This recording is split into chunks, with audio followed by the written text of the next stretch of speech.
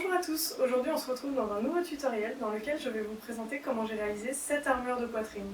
Alors moi il s'agit de l'armure de Blanche-Neige version guerrière designée par GladsZK, mais vous pouvez tout à fait partir de ce tutoriel pour réaliser une autre armure.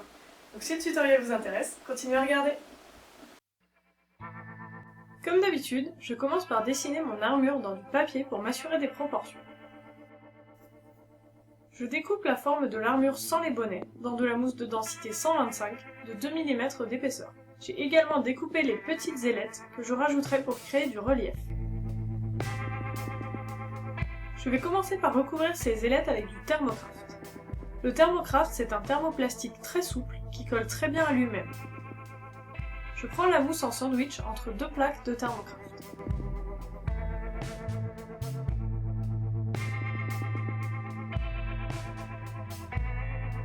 Une fois les détails bien ressortis, je découpe le surplus.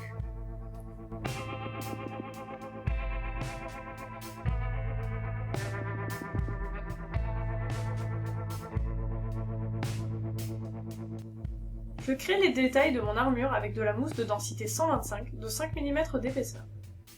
Je me suis aidée de mon patron en papier pour découper les bandes de mousse. Je crée ensuite un effet biseauté. Je marque le milieu de ma bande de mousse pour m'aider à découper droit. Je suis ensuite avec mon scalpel la ligne que j'ai tracée. Je découpe en biais de part et d'autre du trait pour créer le relief. Je ponce ensuite avec un embout à grains très fins pour affiner les bords de la mousse.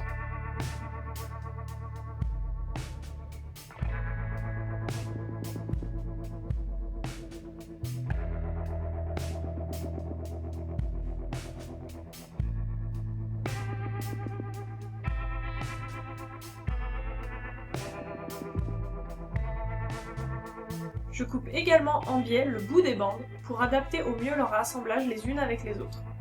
Et je les colle avec de la néoprène.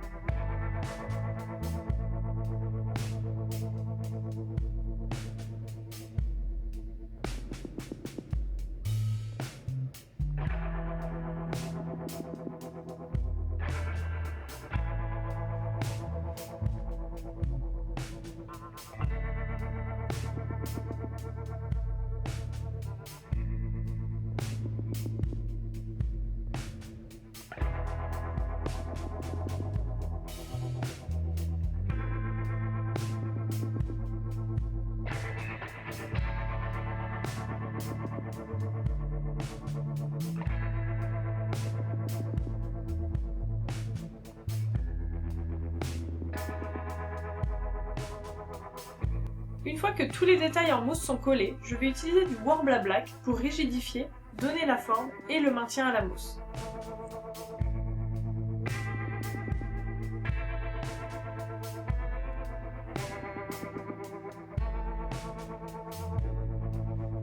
Je chauffe le Worbla pour le faire ramollir et qu'il épouse bien les formes des reliefs.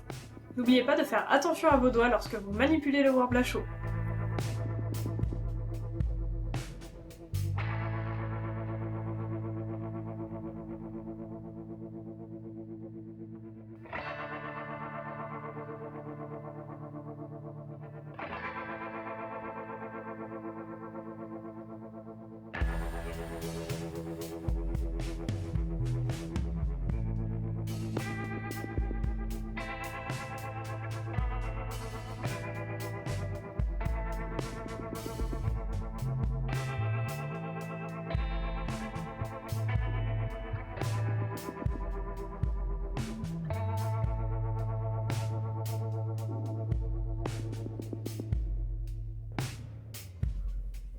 J'utilise ensuite un outil de sculpture pour faire ressortir les détails et les rendre nets.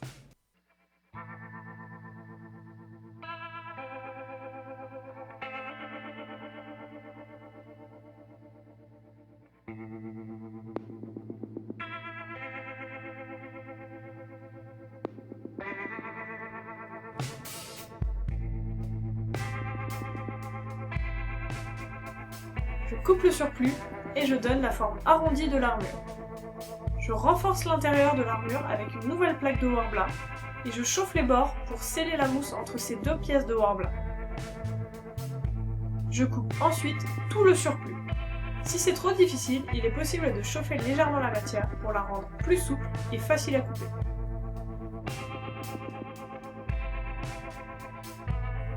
Je garde toutes les chutes de côté, comme je vais les utiliser plus tard.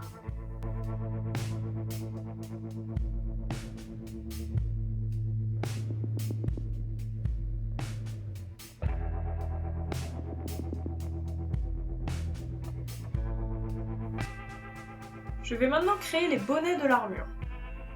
Pour ce faire, je colle ensemble deux carrés de Worbla, tout simplement pour que le maintien et la rigidité soient suffisants.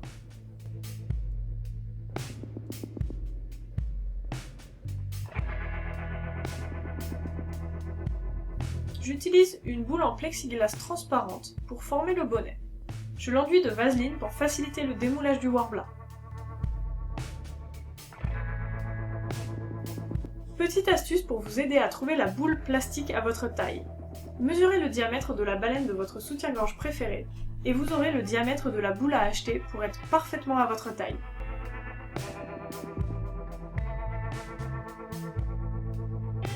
Pour former le Worbla, il suffit de le chauffer et de le tirer en tirant vers l'extérieur le surplus pour éviter les plis.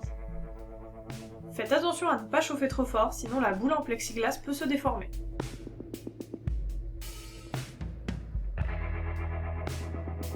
Je laisse le Worbla refroidir complètement et ensuite je chauffe légèrement l'intérieur de la boule pour faire fondre la vaseline et démouler le Worbla super facilement. Pour plus de confort, j'ai utilisé des bonnets de soutien-gorge. Je replie vers l'intérieur le haut du bonnet pour avoir un bord bien net.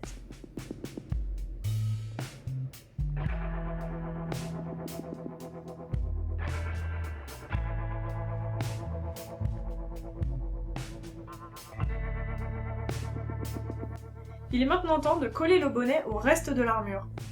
Pour ça, je chauffe le bas du bonnet et l'armure. Je presse fort l'un à l'autre pour bien les coller ensemble.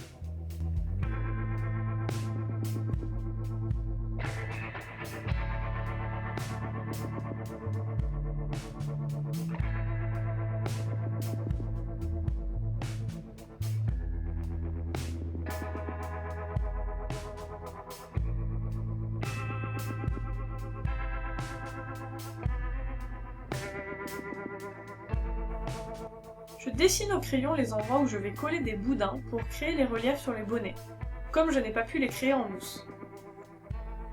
Je chauffe les chutes de Worbla que j'ai découpées précédemment et je crée des boudins. J'appuie avec mes doigts dessus des deux côtés pour donner un effet biseauté. C'est assez difficile de faire des très longs boudins réguliers, donc j'en fais plusieurs que je fusionne ensemble.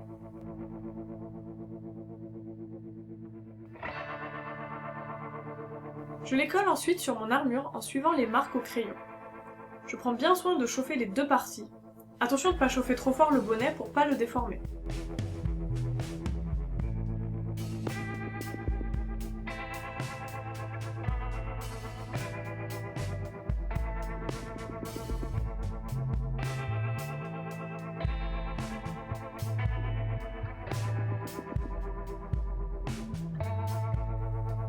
Je colle les petites ailettes. Le Thermocraft colle très bien au Worbla, donc aucun problème à mixer les thermoplastiques.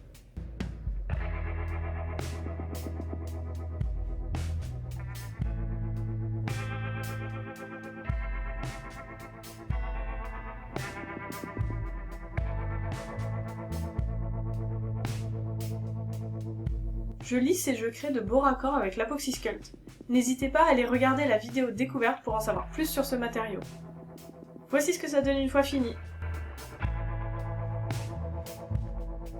Maintenant je vais appliquer une sous-couche avec du Plastidip pour homogénéiser la surface et bien faire tenir la peinture. Attention avec le Plastidip de bien respecter la distance de 30 cm et de faire 2 ou 3 couches très fines pour éviter de faire des gouttes dans la matière.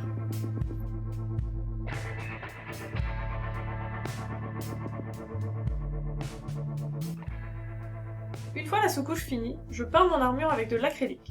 Je commence par peindre les reliefs qui sont plus clairs que le reste de l'armure. Je fais 2 couches d'acrylique jaune pour que la couleur soit bien intense. J'applique ensuite de la cire à dorer sur le jaune pour avoir une couleur très claire et éclatante.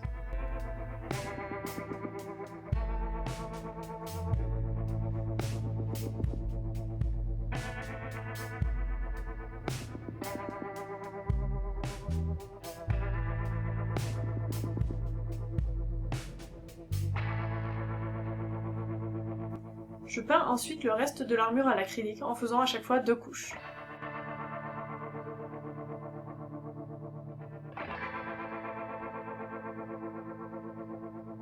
J'utilise une teinte plus foncée que le reste de l'armure pour créer les ombrages. Si vous ne trouvez pas la bonne teinte, vous pouvez simplement mélanger votre couleur de base à du noir pour l'assombrir. J'applique cette peinture là où les ombres vont être naturellement créées.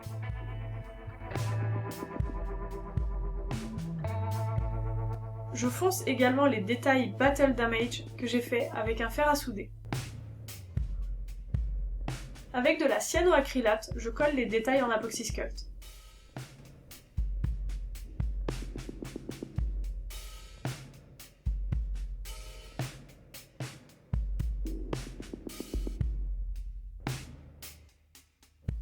Pour finir, je pose des œillets pour pouvoir fermer l'armure. Voici le résultat. Évidemment, ce tutoriel est spécifique, mais n'hésitez pas à l'adapter pour toutes vos créations d'armure de poitrine.